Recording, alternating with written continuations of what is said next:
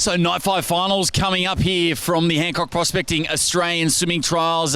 James Magnussen joined here. Kurt Hanson with you as well. And Maggie, the 100 women's freestyle is the big one tonight to watch. Yeah, it's a big one. We saw an exciting one for the men last night. It's the first chance we've had to see Kate and Bronte go head-to-head in a final this week. Shayna Jack and Emma McKeon will be hot on their heels. We saw Emma so dominant in that 200 freestyle, so let's see how she goes dropping down to the 100. Yeah, definitely not one to miss the women's blue ribbon event anytime the Campbell sisters are in action. And obviously, like you said, Emma McKeon took out that 200 freestyle. She's in career best form. Should be a beauty.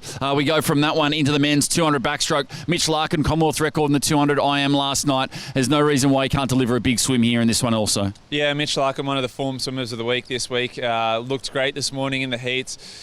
Class above, you could say, the rest of the field, but I've got Brad Woodward and Jordan Merrilees hot in his heels. We want those guys to drop under the QT. The more people we can get on that team, the better, so we'll be gunning for those boys. Yeah, an interesting one, women's and men's 200 metres breaststroke. Start with the women's as well. Jess Hanson won the 100 breaststroke. She was a class above the rest of the field, but this 200 tonight, something's got to happen because they're still a fair way off that qualifying time. If any of them want to go to Korea, they've got to step it up a whole nother notch. Yeah, it's a tough qualifying time. We saw the same in the 100 breast earlier in the week. They got a little bit caught up in racing each other rather than just putting it on the line and going out quick, getting after that qualifying time. So if anyone wants to get that qualifying time, they're going to have to set themselves apart from the rest of the field tonight. Taylor McEwen looks the most likely after the heat swim, but still a fair way off, so they're really going to have to get out after it. Yeah, Jenna Strosh in there, Georgia Bowl as well, Jess Hanson obviously in the box seat off the back of that 100 breaststroke win. Bit of a different story in the men's 200 breast, but despite the field, there's the two big names that stand out, and they're two of the best in the world this season. Yeah, it's a stark contrast to the men's 200 breast. We've got two world-class times from Zach Stubblety-Cook and Matt Wilson earlier this year at Adelaide.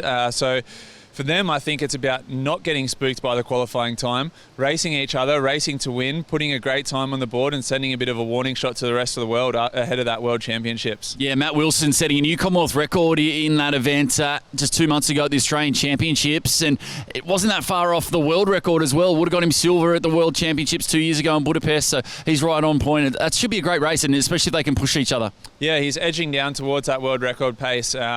It's quite a strong field worldwide at the moment in the 200 breast, so it's not going to come easy for him at World Champs, but this is the place where it starts. He needs a strong swim here. He's going to get challenged by Zach Stubblety-Cook, so we're in for a great race tonight. Yeah, that should be a nice one. We finish off with the men's 1500 freestyle, and Jack McLaughlin, what more can we say? Victory in the 4, victory in the 8. Not just victories, but class times, and just looked an absolute treat. And now he comes to his favourite, the Commonwealth champ in this 1500. Yeah, Jack McLaughlin's been dominant this week. He's looked great in all his performances so far.